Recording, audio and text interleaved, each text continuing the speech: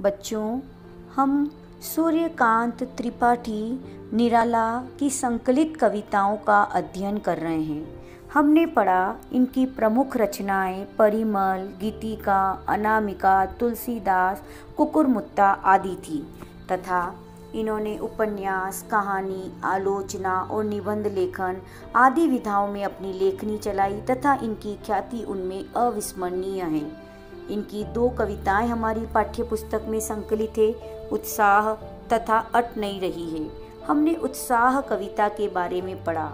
इस कविता में हमने पढ़ा कि कवि ने बादलों का आह्वान करते हुए बादलों की तुलना किसी छोटे बालक से की जिसके सिर पर घुंघराले एवं काले बाल हैं और बड़े ही सुंदर लग रहे हैं। यहाँ बादलों का मानवीकरण कवि ने किया और बादलों से कहा कि काले रंग के सुंदर सुंदर घुंघराले बादल, तुम पूरे आसमान को घेर कर जोरदार ढंग से गर्जना करो। कवि बादलों को एक कवि भी मानते हैं और उससे एक नई कविता की रचना करने को कहते हैं। वो कहते हैं कि बादलों के हृदय में भी किसी कवि की तरह असीम ऊर्जा भरी हुई है, इसलिए हे बादल, तुम एक नई कविता की रचना कर दो। दरअसल बादल जब भी बरसते हैं तो धरती को शीतल जल प्रदान करते हैं और जल से ही धरती में नवजीवन को पनपने, फलने फूलने का मौका मिलता है। प्राणी मात्र का जीवन नए उत्साह से भर जाता है। इस प्रकार हमने उत्साह कविता में बादलों के 2 रूपों का दर्शन किया। कविता में ललित कल्पना तथा क्रांति चेतना दोनों की व्यंजना हुई है। अब हम निराला की अगली कविता अट नहीं रही है का अध्ययन करेंगे। अट नहीं रही है कविता फागुन की मादकता को प्रकट करती है। कवि फागुन की सर्वव्यापक सुंदरता को अनेक संदर्भों में देखता है। जब मन प्रसन्न हो तो हर तरफ फागुन का ही सौंदर्य दिखाई पड़ता है।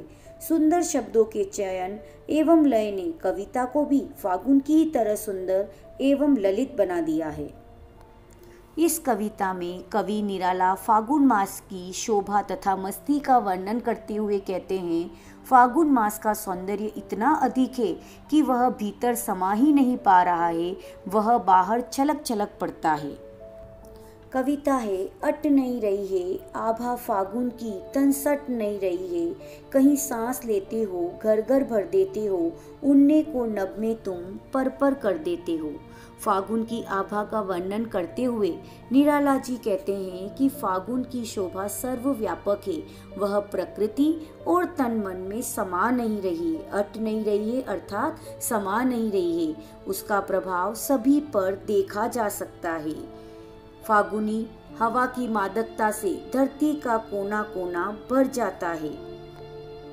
कवि कहता है कि फागुन मास का यह असीम प्राकृतिक सौंदर्य इतना विविध और व्यापक है कि यह आंखों में समा नहीं पा रहा है, मन के भीतर समा नहीं पा रहा है तथा उस सौंदर्य की चमक लोगों के चेहरों पर दिखाई दे रही है।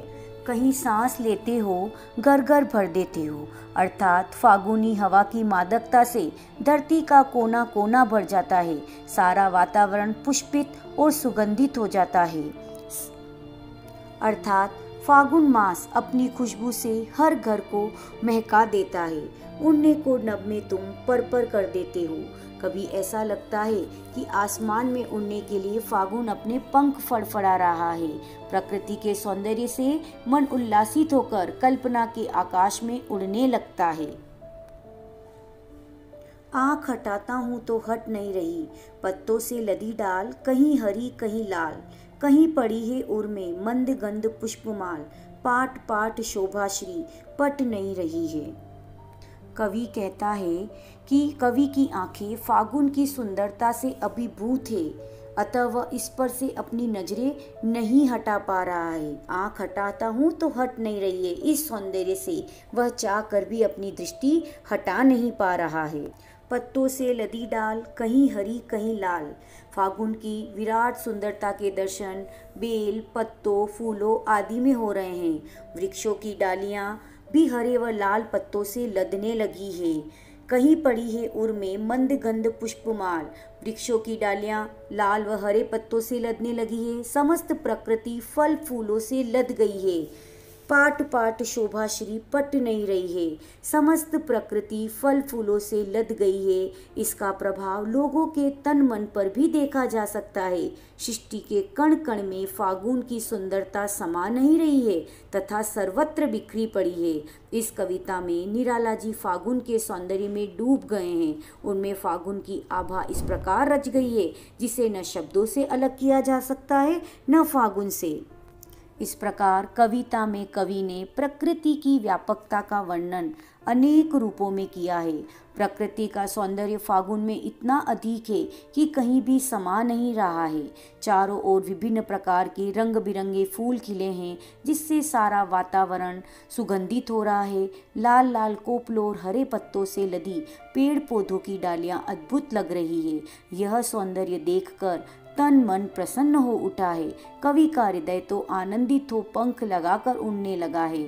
चारों ओर खिले फूल प्रकृति के हृदय की माला के समान प्रतीत हो रहे हैं। इस प्रकार कवि ने यहाँ पर मुक्त छंद का प्रयोग करते हुए प्रकृति का मानवीकरण किया है तथा लघु शब्दों और संस्कृत निष्ठ खड़ी बोली के प्रयोग से कविता अत्यंत सुंदर बन पड़ी है। धन्यवाद।